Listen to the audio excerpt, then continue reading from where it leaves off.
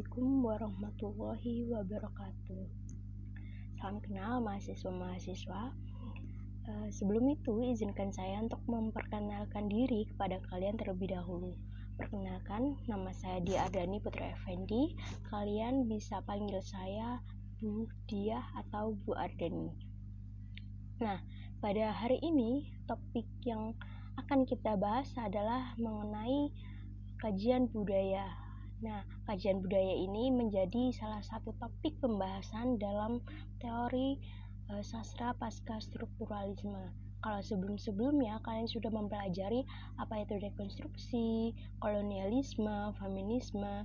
Nah, sekarang kalian berada di akhir pembahasan dari teori pasca strukturalisme, yaitu kajian budaya. Nah, kita juga akan membahas tentang ruang lingkup apa saja yang ada di dalam kajian budaya itu.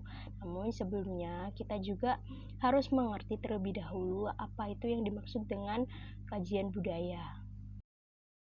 Apa itu kajian budaya?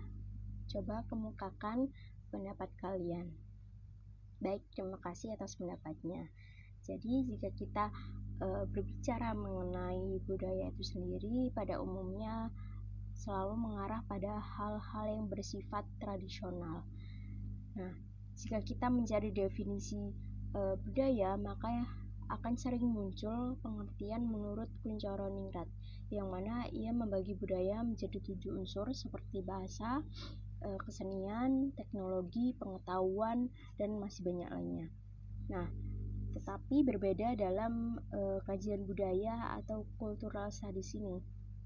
Budaya itu didefinisikan secara politis daripada estetis, sehingga kajian budaya atau cultural studies ini merupakan teori yang digunakan untuk meneliti kebudayaan dari sudut pandang yang lebih kritis. Jadi kajian budaya atau cultural studies ini melakukan redefinisi konsep kebudayaan menjadi kebudayaan sehari-hari, yang mana kajian budaya lebih menekankan tentang bagaimana budaya atau aktivitas kita diproduksi atau dikonstruksi. Jadi bagaimana budaya itu dibuat, dikonstruksi, dan dibentuk, dan ketika budaya itu sudah terbentuk menjadi ada di kehidupan kita sehari-hari. Contohnya, merek sepatu apa yang kalian pilih, terus merek HP apa yang kamu pakai. Hal-hal yang semacam itu dipengaruhi juga oleh budaya. Jadi dapat dikatakan bahwa kajian budaya ini mempelajari atau menganalisis pilihan-pilihan manusia dalam kehidupan sehari-hari. Creates and transforms. Ini adalah kata kunci dari kajian budaya atau cultural studies. Jadi bagaimana budaya itu dibuat dan bagaimana budaya itu berubah karena faktor individunya, masyarakatnya, atau lingkungannya. Berikutnya kita masuk dalam ruang lingkup kajian budaya yang fokus kita pada 4 hal ini, yaitu yang pertama ada budaya massa atau budaya populer, kemudian ada ideologi, yang ketiga ada feminisme, dan yang keempat adalah politik identitas. Kita akan bahas satu persatu. Baik, yang pertama kita akan membahas budaya massa atau budaya populer. Nah, ini sudah sangat jelas ya bahwa ini merupakan suatu budaya yang sedang ngetren atau sedang menjadi topik perbincangan banyak orang, atau bisa disebut juga sebagai viral gitu ya. Kalian juga sudah tahu pasti gambar-gambar di slide ini gitu ya. Nah, jadi banyak sekali produk-produk Korea ini yang sekarang kita konsumsi, mungkin mulai dari makanannya, filmnya, kemudian boybandnya, musiknya gitu ya, atau yang biasa kita sebut gelombang Korea atau Korean Wave. Nah, hal-hal yang populer inilah yang kita sebut sebagai budaya massa atau budaya populer gitu. Sehingga budaya populer ini menjadi objek dari penelitian kajian budaya. Kita mencari tahu mengapa Korean Wave ini banyak sekali digemari anak muda di Indonesia gitu. Contoh lainnya mungkin seperti yang viral belakangan ini, budaya nongkrong gitu ya, dimana anak muda itu suka sekali nongkrong di kafe-kafe seperti itu. Kemudian juga minuman boba juga menjadi topik perbincangan juga kan, dan masih banyak hal-hal lainnya. Kedua adalah ideologi, yang mana dapat didefinisikan sebagai sistem sosial yang memandu perilaku dan tindakan sosial. Nah, jika kita berbicara mengenai ideologi dalam konteks Indonesia, maka merujuk pada Pancasila. Mungkin kita tidak menyadari bahwa tindakan kita sehari-hari itu juga dipengaruhi oleh ideologi yang sudah ditanamkan oleh orang tua kita atau guru-guru kita sejak kita kecil.